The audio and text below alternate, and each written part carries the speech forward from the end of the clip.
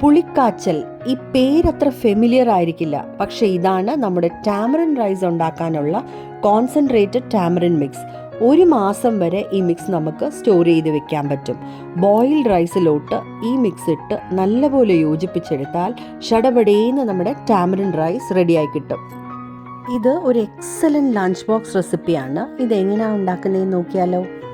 അതിനായിട്ട് ഞാനിവിടെ ഒരു വലിയ ലെമൺ സൈസ് പുളി ഒരു ബൗളിലിട്ട് വെള്ളം ഒഴിച്ച് 2 മണിക്കൂർ സോക്ക് ചെയ്തെടുക്കുകയാണ്. പെട്ടെന്ന് തന്നെ നമുക്ക് സോഫ്റ്റായി കിട്ടണമെങ്കിൽ ചൂടുവെള്ളം ഒഴിച്ചു കൊടുത്താൽ മതി. ഇനി നമുക്ക് ഒരു മസാല പൗഡർ തയ്യാറാക്കാനുണ്ട്. അതിനായിട്ട് ഞാനിവിടെ 4 വറ്റൽ മുളക് എടുത്ത് ഡ്രൈ റോസ്റ്റ് ചെയ്യുവാണ്. ഇത് നന്നായിട്ട് ഡ്രൈ റോസ്റ്റ് ചെയ്ത് നമുക്ക് മാറ്റി വയ്ക്കാം.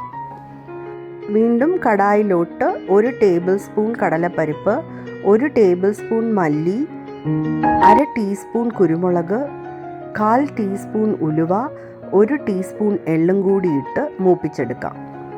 നിറമൊക്കെ മാറി വന്നിട്ടുണ്ട്. സ്റ്റൗ ഓഫ് ചെയ്ത് ആറിക്കഴിയുമ്പോൾ മിക്സിയിലിട്ട് പൊടിച്ചെടുക്കാം. ഫൈൻ പൗഡർ ആക്കണ്ട, ഇതുപോലെ പൊടിച്ചെടുത്താൽ മതി. സോക്ക് ചെയ്ത് വെച്ചിരിക്കുന്ന പുളി നന്നായിട്ട് പിഴിഞ്ഞ് വേസ്റ്റൊക്കെ മാറ്റി നല്ല തിക്ക് പുളിവെള്ളം നമുക്ക് റെഡിയാക്കി വെക്കാം. കടായിലോട്ട് ഞാൻ 1/2 കപ്പോളം നല്ലെണ്ണ ഒഴിച്ചു കൊടുക്കുകയാണ്. ടാമറിൻ റൈസ് ഉണ്ടാക്കുമ്പം എപ്പോഴും നല്ലെണ്ണ തന്നെ യൂസ് ചെയ്യാൻ നോക്കണേ. ഇനി ഇതിലോട്ട് ഞാൻ വറ്റൽ മുളക്, കടലപ്പരിപ്പ്, ഉഴുന്നുപരിപ്പ്, കപ്പലണ്ടി, കറിവേപ്പിലയും കൂടി ഇട്ട് ഒന്ന് ഫ്രൈ ചെയ്തെടുക്കുവാണ്.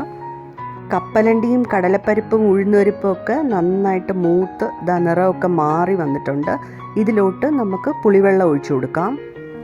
1/2 ടീസ്പൂൺ മഞ്ഞൾപ്പൊടി, ആവശ്യത്തിന് ഉപ്പ്, 1/2 ടീസ്പൂൺ കായപ്പൊടിയും കൂടി ചേർത്ത് ഇത് നല്ലപോലെ ഒന്ന് മിക്സ് ചെയ്തെടുക്കാം.